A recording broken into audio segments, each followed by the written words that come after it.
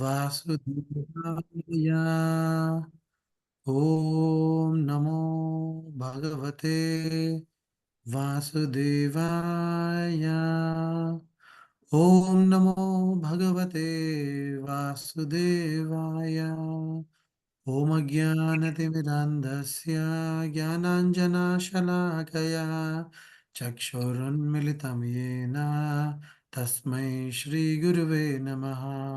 श्रीचैतन्यमनोभीष्टं स्थापितं येन भूतले स्वयं रूपा कदा मह्यं ददन्ति स्वपदान्तिकम् वन्देऽहं श्रीगुरु श्रीयुतापदकमलं श्रीगुरुन् वैष्णवांश श्रीरूपं साग्रजातं सहगण रघुनाथान्वितं तं सजीवं साद्वैतं सावधूतं परिजनसहितं कृष्णचैतन्यदेवं श्रीराधा कृष्णपादान् सहगणललिता श्रीविशाखान्वितांश्च हे कृष्ण करुणा सिन्धु दीनबन्धो जगत्पते गोपेश गोपिका कान्ता राधा कान्ता नमोऽस्तुते तप्त काञ्चन गौराङ्गी राधे वृन्दावनेश्वरी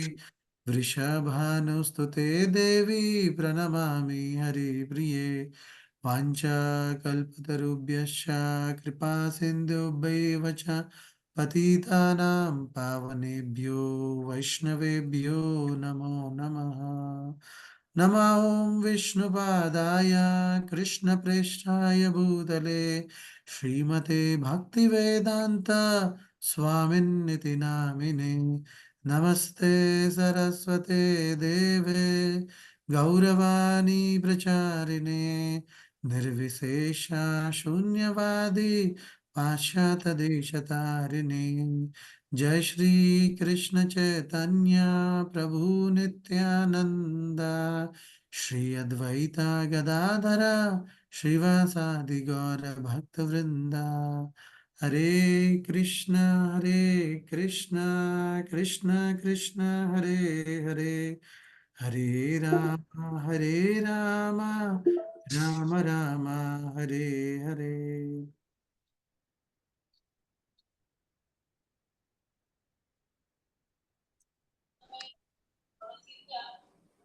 हरे Krishna.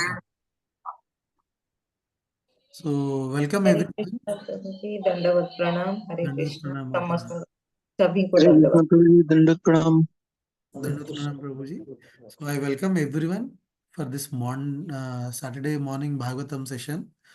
So today we will start from second canto, first chapter. So in the first canto, so if we quickly revise the first canto, so what we have seen, so Bhagavatam starts with a scene where all the rishis in Naimisharanya, they're performing a big yajna, right? And then they have been performing this yajna for so long time, for thousands and thousands of years, right? And then, and why they're performing this yajna? Because they know that in Kali Yuga, the people would not be able to practice spirituality very nicely. So for the hita, no, for the benefit of Loka Kalyana, so they are doing this yajna. And during when they are doing this yajna, Suta Goswami, he comes into the Sabha, and then all the Naimisharanya sages, headed by Shaunika Rishi, they give him a seat and they ask him the questions, right? So while asking questions, finally, Shaunika Rishi, sorry, Suta Goswami talks about Parikshit Maharaj, right? So we all know about Parikshit Maharaj, how he was born, how he ruled, and ultimately, in the end of first canto, we can also see how Parikshit Maharaj would be cursed, right? So when Parikshit Maharaj is cursed by the small Brahmana, that after 7 days he's gonna die, right? So what he does, he leaves his palace, he leaves his family, he leaves his kingdom, he comes onto the bank of Yamuna and he sits there. And when he's there, so he's gathered by all other great sages. So it is described that all the great rishis from all over the Brahmanda, not only earthly planet, from all over the Brahmanda, they would be present there, including Narad Muni, including Srila Vyasadeva, right? And we see that no, he is proposing to the sages that no, that Parikshit Maharaj takes a vow that he would fast until death, right? Because he knows that in 7 days he will die. So he says that no, I will fast until death. So you tell me what is good for me to do at this point of time, right? So at that moment, we can see that there is a great personality, Suta Goswami, who enters into the Sabha, right? And then everybody knows the stature of Sukhdev Goswami, and immediately they offer a seat to Sukhdev Goswami. So it is described in that 19th chapter, the last chapter, that how outwardly Sukhdev Goswami had the complexion of Lord Krishna, and he looked exactly like Lord Krishna, right? And then they gave him seat, and then Parikshit Maharaj is welcoming Sukadev Goswami, and he is putting a question. What is that question? Like, what is the most benefit thing for a person to do, especially for a person who is going to die, right? So he is not only asking the question for himself because he is going to die in 7 days, but he is also putting the question like, what is that thing which is param, no, which is the supreme most thing which everybody have to do, right?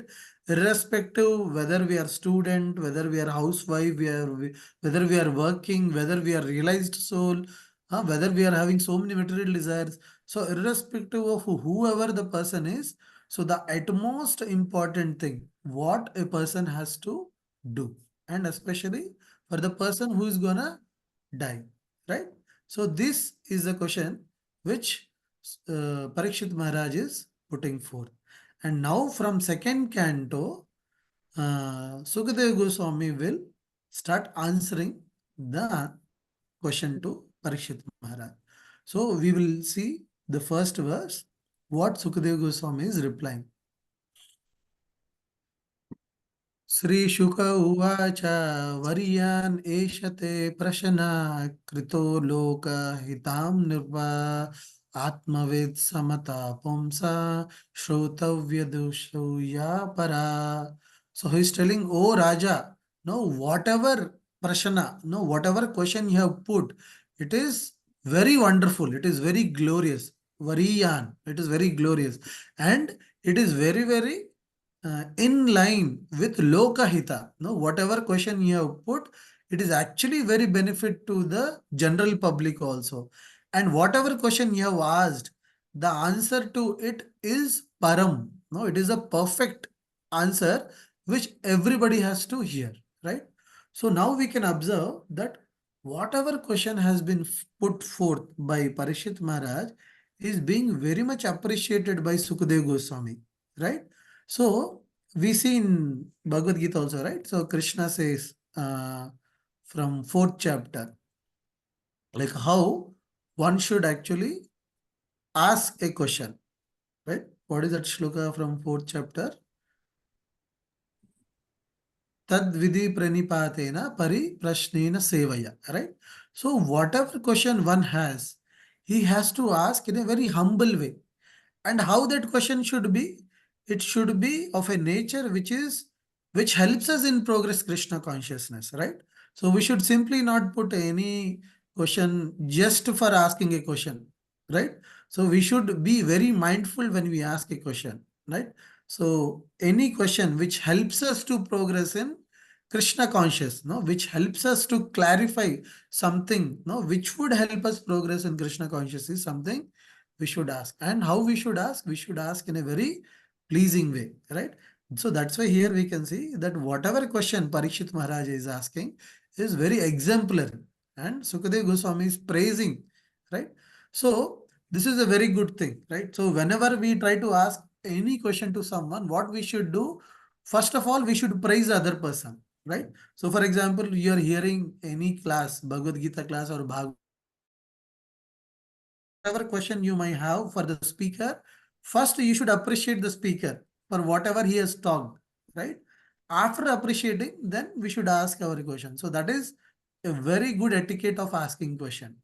And also for the speaker, no, he should also appreciate the question, because whatever question a person is asking, it would be benefit to everyone who is present there, right? So now whatever Parikshit Maharaj is asking that question, right? So because of that question, Sukadev Goswami was able to speak Srimad Bhagavatam.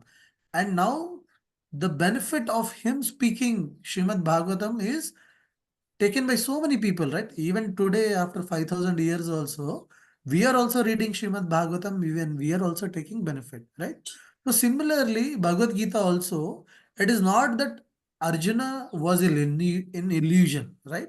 So he was put in illusion by Lord Krishna. And in that way, because of Arjuna's right question, right, we were able to get the knowledge of Bhagavad Gita, right?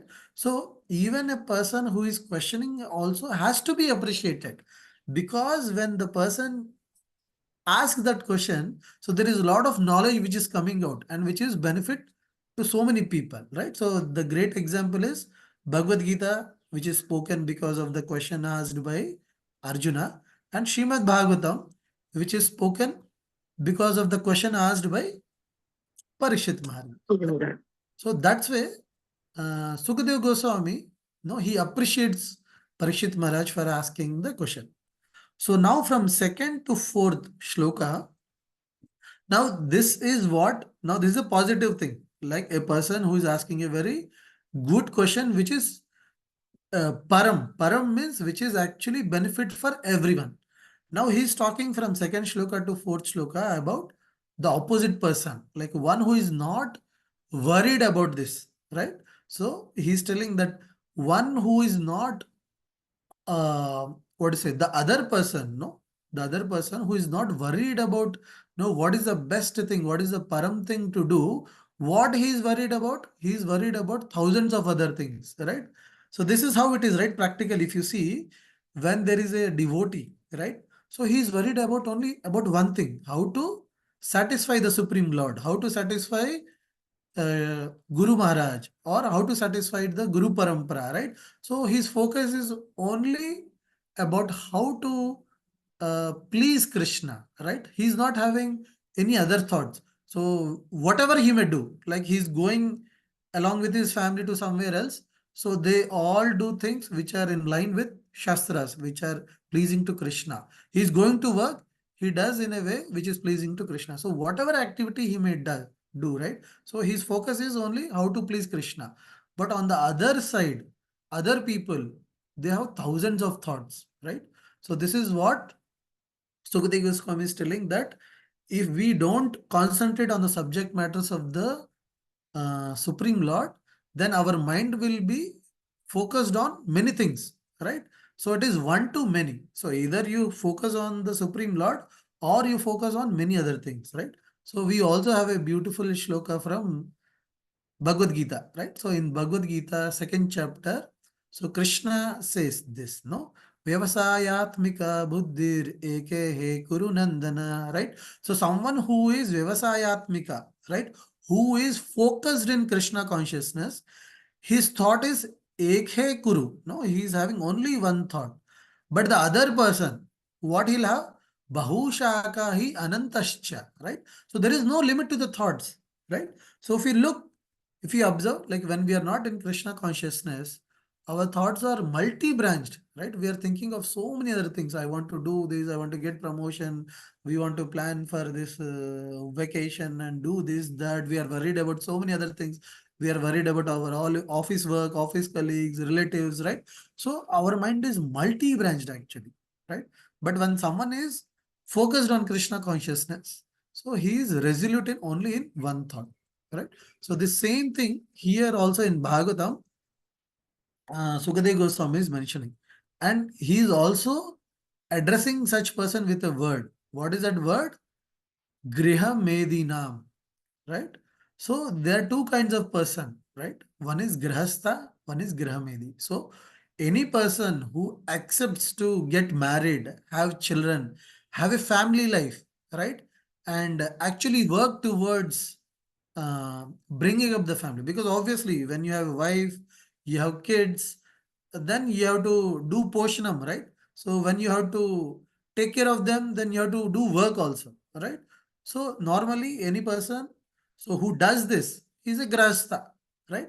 But what is the ultimate reason to take grahastha life is to collectively serve Krishna, right? Because the person is not able to control his senses, because the person is not able to follow brahmacharya for lifelong. So he thinks, let me take ashray of grahastha and then serve the Supreme Lord, right? But one who is getting married, begetting childrens, and going for work only to enjoy, right? So that kind of a person is called Grihamedi, right? So now in the following verses, Sukadev Goswami will speak about such person. So in third shloka, right? Sukadev Goswami is telling, Nidraya hriyate naktam vyavayena cha vayaha diya Atrena haha rajan kutumba bharanenava. So he's telling this Grahamedi, what he is doing? Nidraya, right? So at night he is sleeping. He is sleeping or he is enjoying in the night. And in the daytime, what he is doing? He is actually working for Artha, no? How he can develop his economic development, right? And then he is spending his life only to kutumba bharane, right? So his only thought process is how I can actually do the portion of my family. So he's not worried about anything else. So he's completely focused on sense enjoyment. So I want to nicely maintain my wife, I want to nicely maintain my children, and I want to actually maintain a good material life, right? So whatever we have today, maybe today I'm staying in a rented house, I have a two-wheeler. Now I want to plan to buy a house and then buy a four-wheeler. So the focus is to materially progress, right? But the focus is not there on Krishna consciousness, right? So we have to observe that it is not that the person who is Krishna consciousness would not work towards economic development. He would also work, but he would keep Krishna in the center, right? So whatever he does, he would do for Krishna, and whatever comes out of providence, he'll accept it, but he would not over endeavor, right? So putting Krishna aside, like, no, I don't have time to do bhakti now, so I'll focus only on economic development, right? So this is what Grahamedi does, right? And then what is the situation of such people, right? So Sukadeva Goswami is mentioning here that those people are living in fear, right? They're always fearful, right? So someone who is not Krishna conscious completely, in whatever activities he does, he's always fearful, right? So he's fear of all the miseries, he's fear of this janam, mrityu, jara, vyadi, right? So these problems are there because they don't have a solution to these problems, right? The threefold miseries, right? And these four problems of life, which are permanent for everyone, right? So whatever wealth you may have, whatever position you may have, so everybody goes through these three kinds of misery, right? And also these four problems. So because of this situation, they're always in bhaya, right? They're always fearful. They don't know how to come out of this fear, right? So this is what is the situation of Griyamedi, right? And then uh, Sukadeva Goswami, he suggests that what one should do, right? He's telling, Tasmad Bharata Sarvatma Bhagavan Ishvaro Hari Shrotavya Kirtitavyascha Smartascha Icchata Bhayam. So, because in material life one has all this bhaya, so how one can get out of this bhaya, how he can be relieved out of this bhaya or this material desires, he has to shrotavya, no, he has to listen, kirtatavyasya, he has to listen, he has to sorry, he has to hear, he has to talk, he has to glorify, and Smartavya. No, he has to remember. Whom? Bhagavan Ishvaro Hari. Right? So he's telling that one has to talk, hear, and remember Bhagwan, Ishwar, and Hari, right? So we know technical definition of Bhagwan, how Lord Krishna is addressed as Sri Bhagavanu Vacha in Bhagavad Gita, right? So we know how he is addressed as Sri Bhagwan and Ishvara, right? So Lord Brahma himself says that, no, Ishvara Parama Krishna, right? So who is the supreme controller? So the technical meaning of Ishvara is controller. Like even all the demigods, the great demigods like Lord Shiva, Lord Brahma, they're also Ishvara. Like even uh, probably a CEO of a company also Ishvara. Even the head of the family also is Ishvara. But they're not Paramishvara, right? So Lord Krishna is Paramishvara. And Hari, right? Hari, the meaning of Hari is one who can take away our material desires, or in other sense also one who can steal our heart, right? So that is the meaning of Hari. So all these three terms are actually adjectives for the Supreme Lord, right? Bhagavan, Ishvaro, Hari. So what here Sukadeva Goswami is suggesting, that one has to hear about the Supreme Lord, one has to glorify Supreme Lord, and one has to always remember Supreme Lord, right? So we also see in Bhagavad Gita, Krishna says in fourth chapter, Janma karma cha me divyam evam yo veti tattvaha tattva deham punarjanma naiti mameti. So Arjuna. So Krishna is telling Janma karma cha me divyam, right? He's telling that my birth and my activities are divyam, they are transcendental, they are spiritual. And anyone who understands this tattva, right? So anyone who understands that my janma, my activities, my karma are divyam, they tattva deham. So once they quit their body, punarjanma naiti mam. So there is no punarjanma for that person, right? So this is very equivalent to what we are discussing, right? So here also Sukadev Goswami is telling that one has to hear, remember, and glorify the Supreme Lord.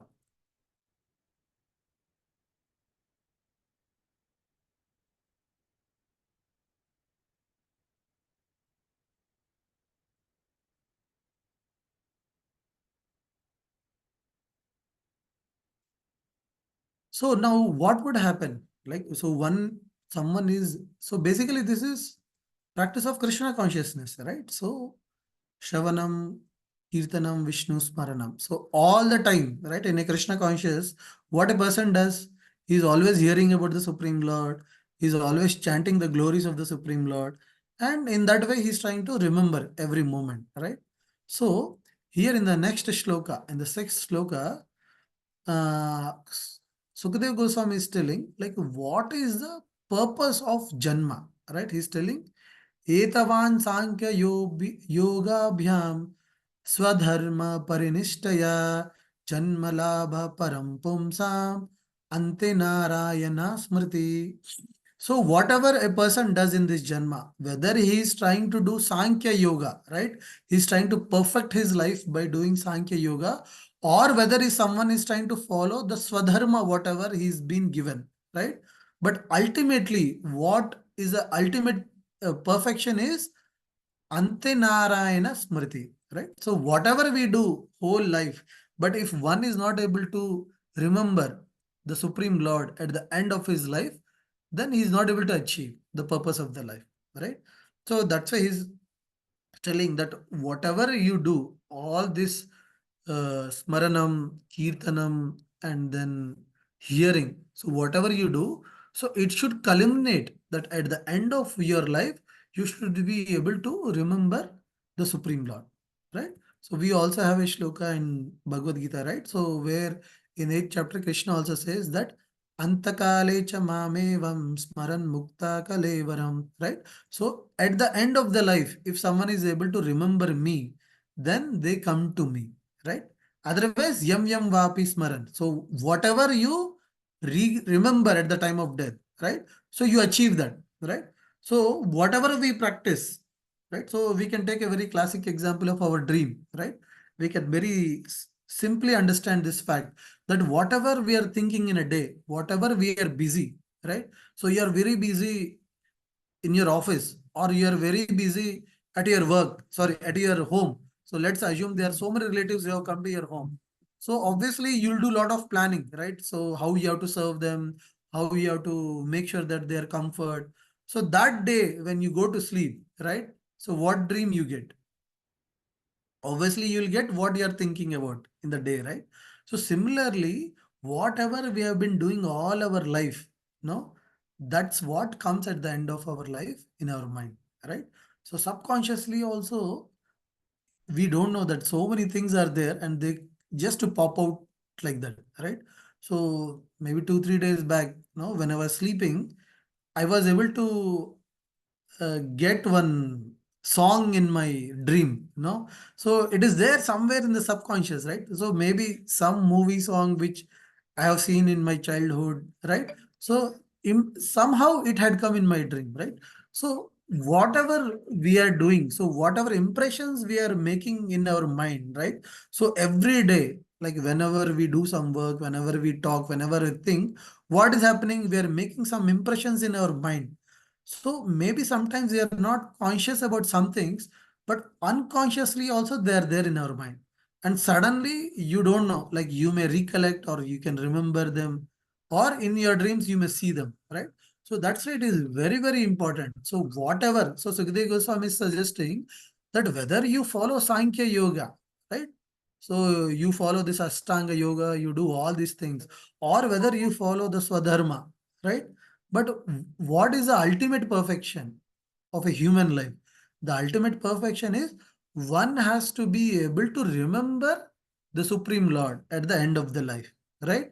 So we have a very classic example of uh, Ajamil story, right? So we all know like how initially he was very devoted to the Supreme Lord, right? So initial days, at least up to 20 years, he was very devoted to serving Supreme Lord, right? And after 20 years, no, he got involved with a prostitute, he got married to her, then he gave up away all his Brahmanical activities, right? So he just gave up all of those and he took to the other means, right? He started stealing, he started what is it? Committing crime so that he could maintain his family, right? But at the end of his life, no, fortunately, no, when he was able to name his last son as Narayana, so he was on the deathbed and he didn't had any attachment to the Supreme Lord. He was just calling out of love. He was calling his younger son Narayan, Narayan, Narayan. No, but the moment when he was uttering the word Narayan, he immediately remember that now how he was devoted to the Supreme Lord and know how he was doing bhakti towards Supreme Lord, right? So it is not that he was simply uttering the name of Narayan to call his son. While uttering, he remembered his past life, how he was serving the Supreme Lord, right? So that helped him to remember the Supreme Lord, right? You just imagine some activity so probably he would be about 80 or 100 years when he was at that time. So something what he has done 80 years back, no, he is able to recollect. And that thing what he has done 80 years back is helping him to remember the Supreme Lord at the last moment, right? Right. So this is quite opposite, right? So whatever we might do, like all the material desires we may fulfill, whatever we may have. So maybe at the end we might recollect them, right? But here in Ajamil's case, whatever bhakti he has done so many years back, no, he is able to recollect that and he is able to focus his mind on the Supreme Lord Narayana, right? And after that, we know that how the Yamadutas come, Vishnadutas come, and finally he is given a chance to perform bhakti, and then in the next life he actually performs bhakti and he perfects himself, right? So here Sukadeva Goswami is stressing on this point that no, the important, most important thing is that one has to remember Narayana at the end of at the end of one's life. Ante, ante Narayana Smriti, right? So we can see that how Sukadeva Goswami is trying to answer to the question what Parishit Maharaj has asked. So he is coming to the point that no, the most benefit thing for a person to do is to actually remember Krishna, like to actually talk about Krishna, to actually hear about Krishna, right? And then he's also giving the final word that no, one has to remember Krishna at the time of the death. So that is the highest perfection, right? So we can also see similar thing in Bhagavad Gita also. So Krishna in the second chapter actually he tells like no, how one has to perform activities surrendering to the Supreme Lord in Nishkama Karma, right? So one has to perform activities for the pleasure of the Supreme Lord, right? So that is what he tells in the second chapter. But he further expands this to third, fourth, fifth until 18th chapter. He actually elongates the same point, right? But whatever question Arjun has asked, that what he should be doing, that is already answered in the second chapter, right? So here also we can see that to the question what Parikshit Maharaj is asking, so Sukadev Goswami already answers this in a very crisp manner that one no one has to do devotional service and at the end of the life one has to remember the Supreme Lord, right? And then we can see that how Sukadev Goswami himself explains that this Srimad Bhagavatam, no, which he has learned from his father Srila Vyasadeva, he tells that now I'll reveal that to you, right? So he mentions that. And then in that context, he also mentions that this, though himself is self-realized person, no, parinishthito, no, that he is self-realized, but this Uttama Shloka Leelaya, no, but this Uttama Shloka Leelaya means he is trying to address Srimad Bhagavatam, right? This Leelaya, which is Srimad Bhagavatam, which is containing of Uttama Shloka, no, it is containing of all the Uttama Shlokas which are describing the Leela of Supreme Lord or describing the devotees of the Supreme Lord or describing the bhakti process of Supreme Lord is giving lot of satisfaction to me also, right? So he himself is a self-realized person, but now he is putting forth to Parikshit Maharaj that whatever Srimad Bhagavatam I have heard from my father Srila Vyasadeva is very, very much, what to say, attracted, right? So I am also attracted, I am also satisfied by listening to this Uttama Shloka Leelaya, right? So he's trying to give that whatever I'm going to speak is of the highest position. And then in the seventh shloka, he's mentioning that all the types of people, no, he's telling that one who is free from material desires, one who is having full of material desires, one who is free from doubts and fear, and one who has perfected his life by yoga, right? All these three, so all these four kinds of people know what they are interested or what they think is the supreme truth. So he's telling Hare Namanu Kirtanam, right? So he's mentioning that all these four categories, right? So he has covered everyone. So all the yogis, no, who are self-satisfied, and all the transcendentalists, no, who are out of fear, no, so they know in and out of the shastras, and they're free from all doubts and fear, and all the people who are free from all the material desires, and he was also including all the people who have material desires, no, who have all sorts of material desires to enjoy this material world for all of them. So what is the best thing? Hare Namanunam Kirtanam. Right? So this is 11th shloka. He's telling that for all these people, one best thing is to actually chant the holy name of the Supreme Lord. Right? So in this context, Prabhupada is mentioning about all the 10 offenses. Right? So he's giving the importance of the chanting of the holy name, right? So we have also seen in many shastras that how for Kali Yuga, right? So the for Kali Yuga, the designated Yuga Dharma is to chant the holy name of the Lord. And from shastras, we know this Hare Krishna Mahamantra. Hare Krishna, Krishna Krishna, Hare Hare, Hare Ram, Ram Ram, Ram Hare Hare. So is the Yuga Dharma, right? So this is the Kali Yuga mantra. So one has to focus on chanting the holy names of the Lord. So here also Sukadeva Goswami is also mentioning that all kinds of people, what they have to do, they have to chant the holy name of the Supreme Lord. So with this we can know that how important it is to do bhakti, to do Harinam Sankirtan, right? So it is not that only at one or two places it is said. No, we should understand the gravity of this point.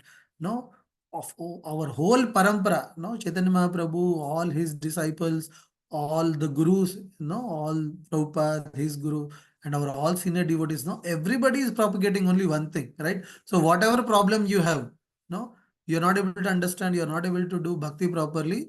The only solution what we have is to chant properly, right? So if we are doing a very attentive chanting, right, then all the problems will be solved.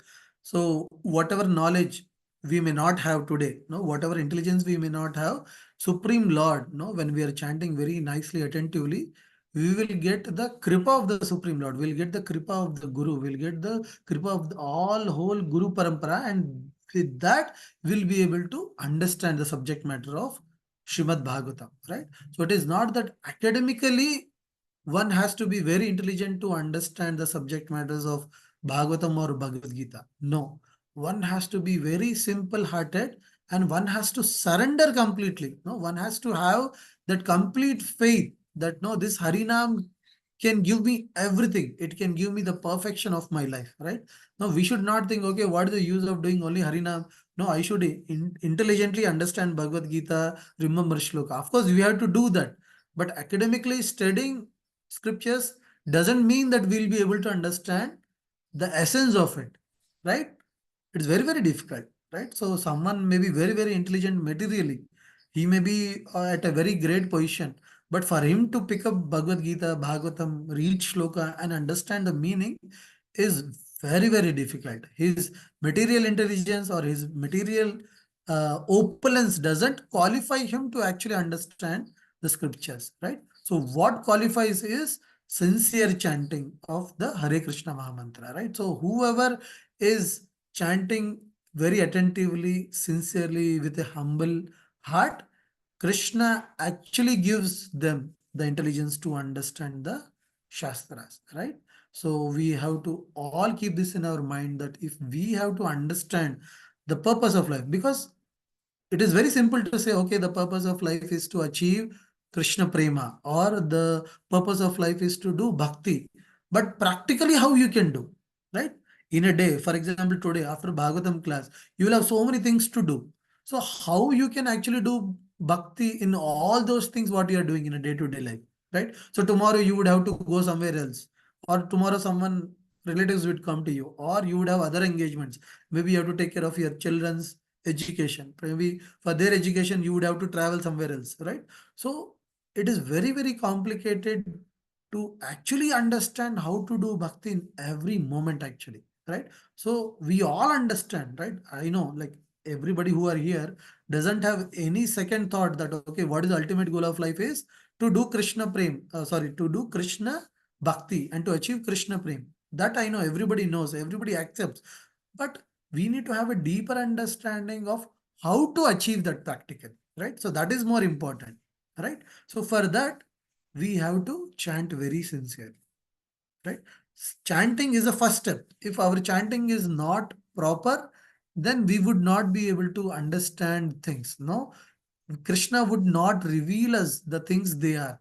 We will just understand to whatever level of surrender we are having, right? So Krishna says in Bhagavad Gita, right, whatever level of surrender one has, I give them proportionately, right? So if we are 20% surrendered, then Krishna would give you 20%, right? So the other day I was discussing with one devotee. So there was one devotee who was trying to look out for a house to stay, right? And then we were discussing, how we have to look at the Vastu, whether Vastu is good or not.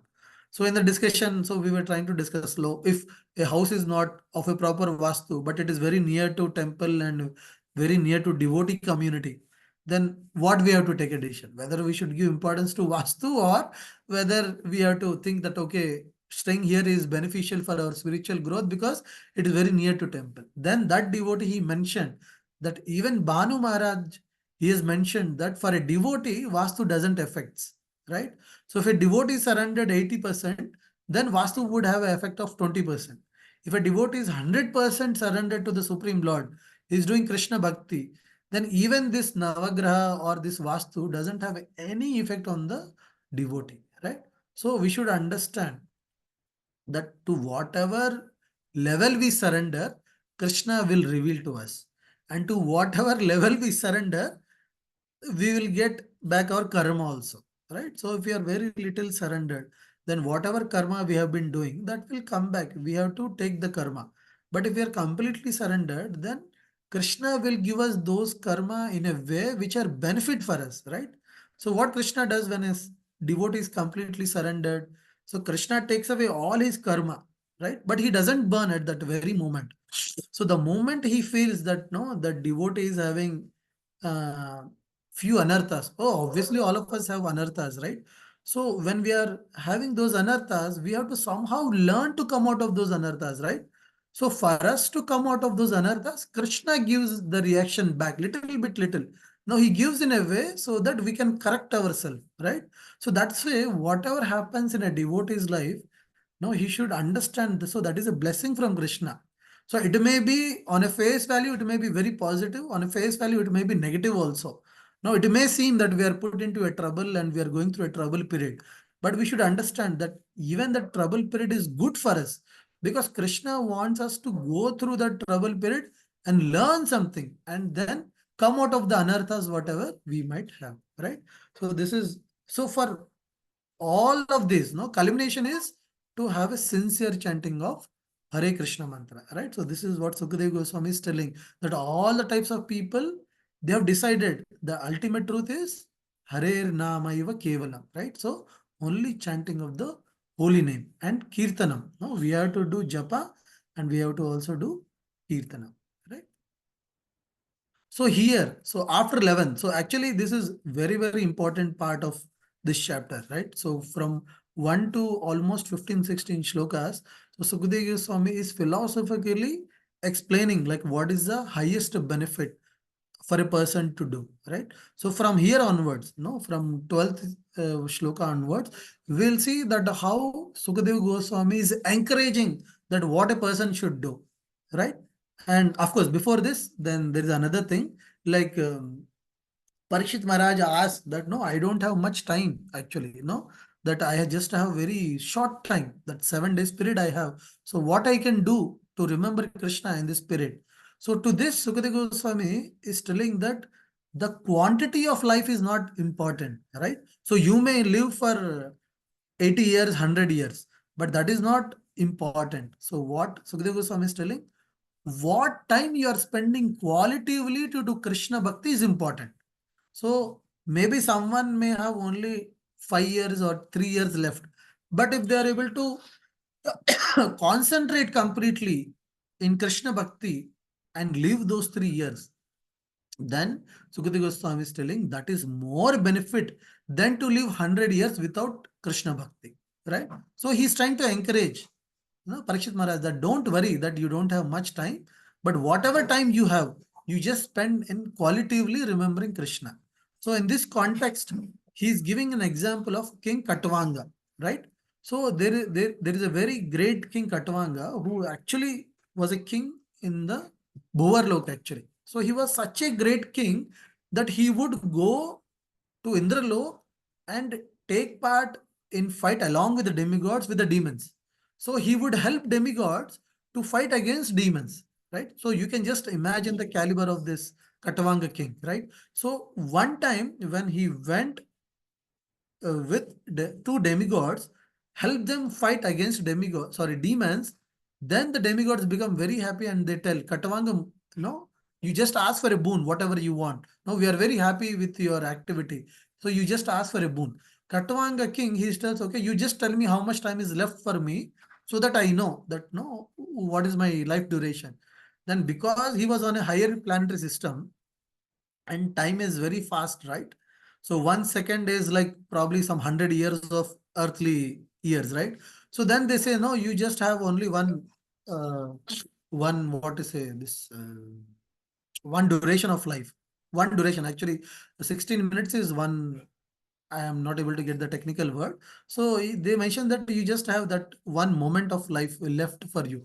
So after that, you'll know that is end of your life. So he just thanks them. He just comes back to earthly planet.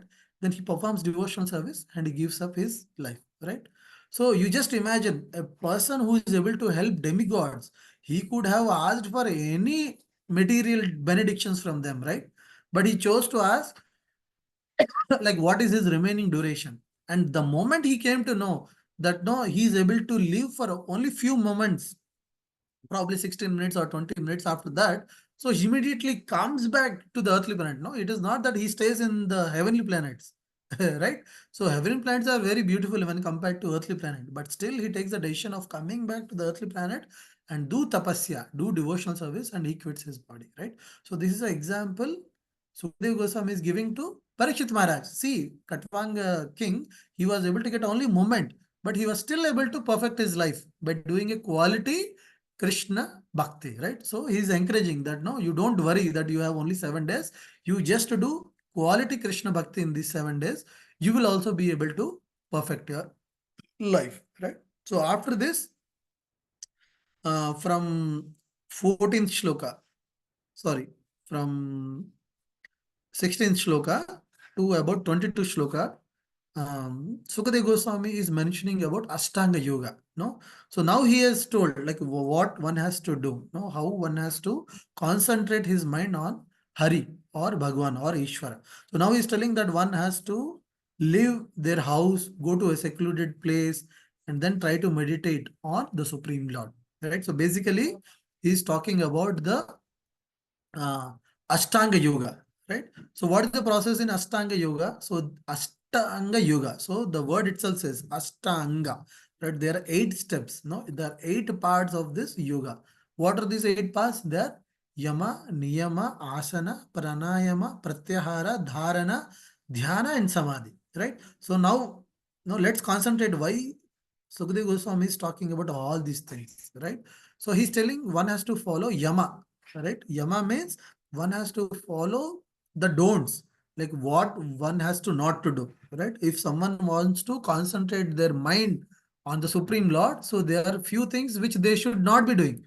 For example, they should not be doing meat eating, they should not be doing intoxication, they should not be gambling, they should not be having illicit relationship. These are the very gross things, and there are so many other things also, right? So one has to follow Yama, and then one has to follow Niyama also. What one has to do, like regularly getting up in the morning, chanting the holy name, right? So these are the do's. So what has to do in a very positive manner, right? And then third thing is asana. So whatever posture they have to maintain while doing this Ashtanga yoga. That is also very important. Then after following the posture, they have to do pranayama, right? So they have to control their breathing air, like the air which goes in and out. So the prana vayu, they have to control. And after pranayama, what they have to do? They have to do pratyahara, right? So pratyahara means they have to give up all material desires, right? So you see how important, no, how difficult it is. First they have to do, like they have to follow Yama. No, what are the don'ts? Then do's positively.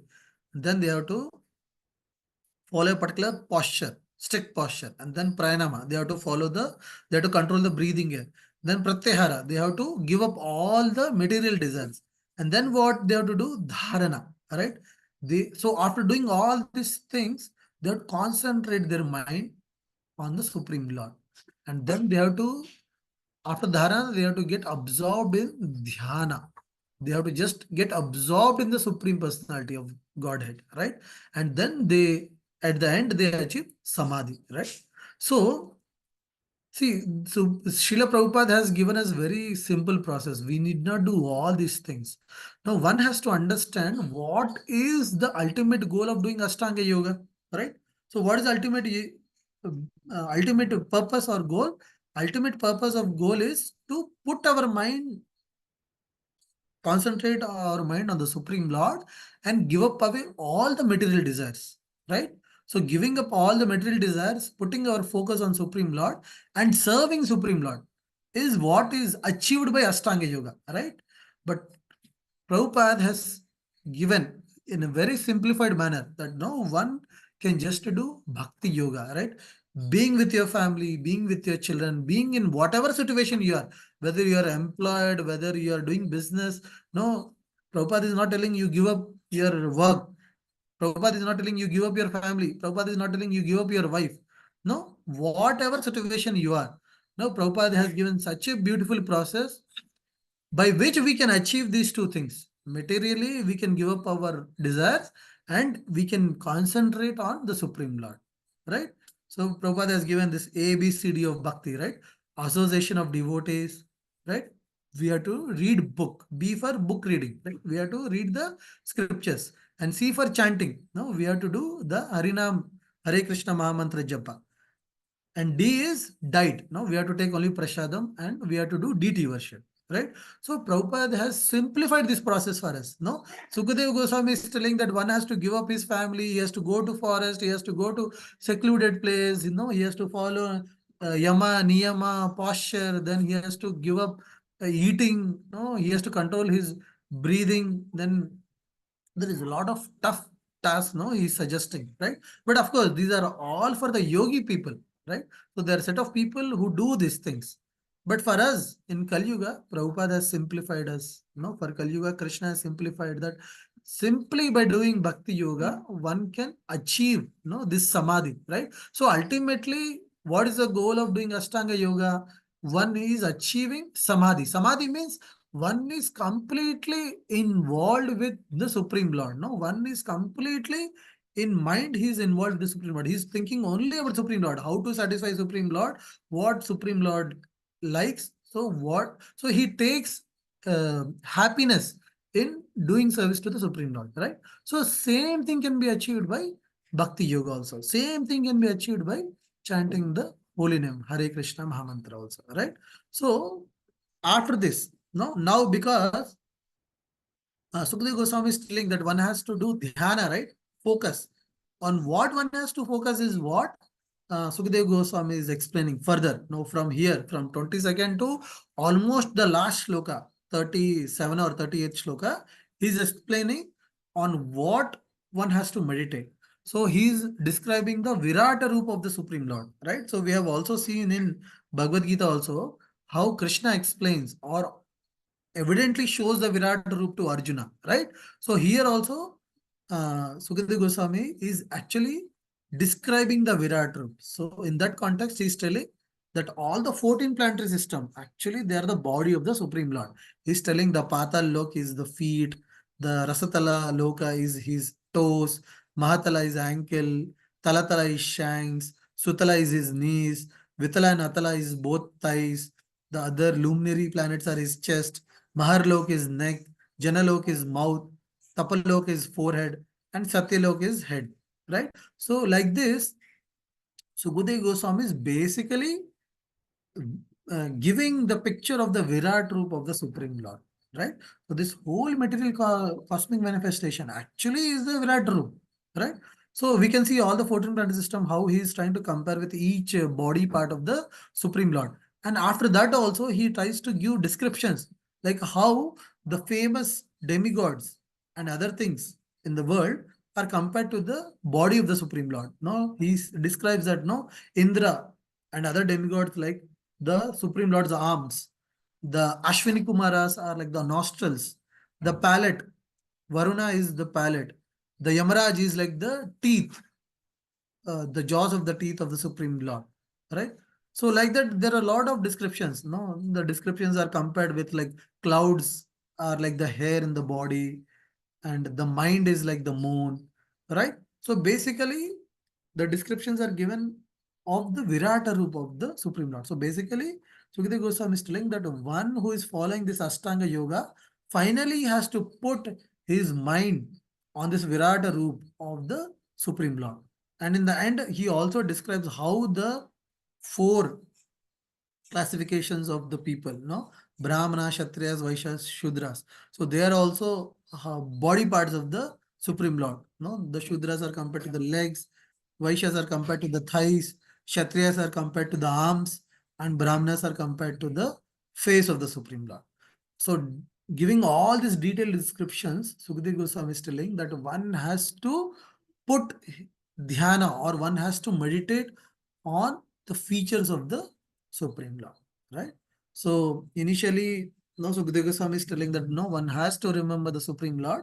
And here in the end, we can see that practically suggesting that one has to give up all the material desires, one has to give up their family life, one has to go to a secluded place, and then follow this Ashtanga Yoga and basically meditate on the Virata Roop of the Supreme Lord, right? So this is the end of the first chapter, right? So if anybody is having any questions, we can take. हरे कृष्णा प्रभु जी, दंडवत प्रणाम। Hare Krishna. Am I audible? Hare Krishna Mata ji, Dandat Pranam Mata ji. दंडवत प्रणाम। तो ये तो related है, attentive chanting कैसे करना है वही उससे रिलेटेड है। जब आपको किसी सेवा मिलता है, वो जो 4:30 से 5:36 तक, ऑनलाइन ही सेवा मिलता है, कुछ काउंट करने के लिए कितनी कितनी लोग जपा कर रहे हैं, ये तो इस समय हमारा जपा कैसे कर सकेंगे, हम क्या करें? क्योंकि जो सेवा मुझे मिली है ना, तो इसमें मेरा तो चैंटिंग नहीं हो पा रहा है, क्योंकि मुझे ध्यान देना पड़ता है कितने लोग चैंटिंग किए हैं वो प्रभुपाद के लिए, उनका नाम कितने एब्सेंट है, ये सब करना होता है। तो क्या करना पड़ेगा मुझे, वही पूछ रहे हैं। माता जी, इस केस में मतलब आपकी सेवा में तो आप ये कर सकते हैं कि जैसे जैसे लोग ऑनलाइन आते हैं तो हम्म। मोस्टली मतलब मीटिंग होने के शुरुआत के 5-10 मिनट में सब लोग आ ही जाते हैं, राइट? तो नहीं नहीं, आप नहीं हमारा इधर क्या हो रहा है, तो सब माइक खोल के एक एक करके प्रभुपाद के चैंटिंग के साथ मिला के एक एक राउंड कर रहे हैं, तो कितना टर्न माता बाय जी। टर्न कर रहे हैं, आपका बोलने का मतलब है कि जैसे आपने एक बार किया फिर आप म्यूट हो गए, फिर हाँ दूसरा हाँ हाँ, व्यक्ति करा। दूसरे कर रहे हैं, ओके। तो इसे तो मुझे ध्यान देना होता है, जो आज मेरी सेवा में कितने लोग चांट किए हैं, तो मुझे बारंबार उसको देखना पड़ता है स्क्रीन को, तो क्या करें इससे? बिल्कुल चैंटिंग नहीं हो पा रहा है ध्यान से, वही मेरा मुश्किल है अच्छा, अभी। हाँ। तो मैं अगर फिर- मतलब ये अगर हम्म, ये योजना है कि जैसे यूजुअली क्या होता है कि जब मॉर्निंग हम जपा करते हैं ऑनलाइन स्पेशली, तो हर हम्म, कोई अलग अलग वे से करता है कि चलो हम्म, एक व्यक्ति एक समय पे चैंटिंग करेगा और एक माला करने के बाद वो म्यूट हो जाएगा और फिर दूसरा व्यक्ति करेगा, है ना? हाँ तो ये हाँ, एक तरीका है। दूसरा तरीका ये है कि प्रभुपाद का धुन लगा दिया और सब अपने आप चैंटिंग कर रहे हैं, कोई वो किसी को ठीक है, डिस्टर्ब नहीं कर रहा है। डिस्टर्ब नहीं वो है। एक तरीका है ना, है ना? तो हमको तरीका वही अपनाना चाहिए जो बहुत सरल है, कि जैसे आप बोल रहे हैं कि मुझे ध्यान देना पड़ रहा है और मेरी जो चैंटिंग है मेरी हो नहीं पा रही है, तो फिर मुझे हम्म, लगता है कि ये जो प्रोसेस है इसको हमको नहीं करना चाहिए। तो मे हाँ भी हम वही ऐसे मैं कर बोल सकते रही हैं। हूँ, लेकिन वो माता जी सुन नहीं रहे हैं, तो देखती हूँ कि कैसे उससे थोड़ा तो देखो, बहुत सिंपल तरीका यह है कि जो भी मॉर्निंग जपा है उसका सिंपल तरीका है कि एक व्यक्ति जैसे एक माला कर लिया तो ठीक है, वो हम्म, अनम्यूट होके वो कर लिया, बाकी सब म्यूट में कर रहे हैं। तो जैसे ही उनका खत्म होता है तो हम्म, दूसरा व्यक्ति जो भी वॉलंटरली लेता है वो शुरू करता है। जैसे मान लीजिए आपने खत्म किया, अब मैं अनम्यूट करके मैं बोल रहा हूँ, मैं हम्म, कोशिश कर रहा हूँ कि मैं चैंट करूंगा, तो सबको समझ में आएगा कि चलो ठीक है, मैंने एक हाँ हाँ हाँ वॉलंटियरली लिया है कि मैं चैंट करूँ। ठीक है, तो मुझे अलाउ करेंगे, तो आपका टर्न हो गया, मेरा टर्न हो गया, तो बाकी बचे मान लीजिए 5 लोग हैं, बाकी 3 हैं, तो अब 3 में से उनको वॉलंटियर लेना पड़ेगा कि वो क्या। तो मतलब ये बहुत सीमलेसली होना चाहिए कि मतलब हम सबको समझना चाहिए कि हाँ चलो हाँ एक कर ले, तो इतना ऑटोमेटिकली होना चाहिए कि हमको फिर ध्यान देने की जरूरत ही नहीं है कि कौन कर रहा है कौन नहीं कर रहा है। तो सबको पता है जो उपस्थित है उनको करना ही है, तो टर्न बाय हाँ टर्न करना है। भले आप लास्ट में करो, कोई दिक्कत नहीं है, आप हाँ फर्स्ट करो कि अब जो हो गया सबने कर लिया, तो फिर आप फिर दूसरा व्यक्ति करेगा जो ऑलरेडी कर चुका है। तो मतलब बेसिकली हमको कोई भी जो सेवा है हमको इतना सरल हमको बनाना चाहिए कि हमारा माइंड जो है ज्यादा डाइवर्ट ना हो, स्पेशली हाँ, चैंटिंग में। देखो जानती बाकी हूँ। सेवा में हम कर रहे हैं, हम निगरानी रख रहे हैं, किसी को बता रहे हैं, तो वो अलग बात है, बट स्पेशली चैंटिंग में हमको कम से कम कॉम्प्लिकेशन रखना चाहिए कि भाई हम्म, सब के सब जो व्यक्ति हैं जो चैंटिंग कर रहे हैं वो सरल वे से वो चैंटिंग कर सके। ठीक है माता जी। ठीक है ठीक है। देखती हूँ, कोशिश करती हूँ उनको समझाने के लिए। ठीक है, हरे कृष्णा। हाँ नहीं तो इसमें बहुत सरल, अगर वो देखो हर व्यक्ति का अपना अपना एक व्यक्तित्व रहता है कि वो चाहता है कि ये ऐसे ऐसे हो, तो फिर आप बता सकते हो कि देखो मेरे से तो ऐसे नहीं हो पा रहा, कि आप किसी और का साइन कर दो, राइट। हाँ हाँ, वो यही ठीक है। बात हो सकती है, या तो फिर हाँ। आप चेंज करो इसको या तो हम्म। फिर आप किसी और को कर दो। तो इसमें और क्या को होता दो। है, अगर चेंज करते हैं तो आपके लिए सिंपल है, अगर चेंज हाँ। नहीं करते हैं तो फिर किसी और को दे देंगे जो कर सकता है। क्योंकि देखो हम्म। हर व्यक्ति की एक क्षमता भी रहती है, कि ऐसे नहीं है कि कोई और व्यक्ति हो सकता है कि हाँ वो इसको कर भी सकता है शायद बिना डिस्टर्ब होके, हो सकता है, ऐसे भी हो सकता है। तो जो हम कर सकते हैं हम करेंगे। जो जो भी चीज हमको चैंटिंग में बाधा देती है तो हमारे लेवल पे हम उसको अवॉइड करेंगे। हाँ हो सकता है कि कोई व्यक्ति और जो है वो कर सकता है और चैंटिंग भी कर सकता है, लेकिन वो उस व्यक्ति के लिए, हमारे लिए नहीं है, राइट। तो हम्म, हमारे लिए जो सरल है, जिसमें हम ज्यादा मन से हम अटेंटिव चैंटिंग कर सकते हैं, हमको वही करना चाहिए। ठीक है भाई, ठीक है, बहुत बढ़िया प्रभु जी, धन्यवाद, हरे थैंक यू माता जी, कृष्ण, हरे धन्यवाद। कृष्ण। और किसी का कोई प्रश्न, anybody is having any question?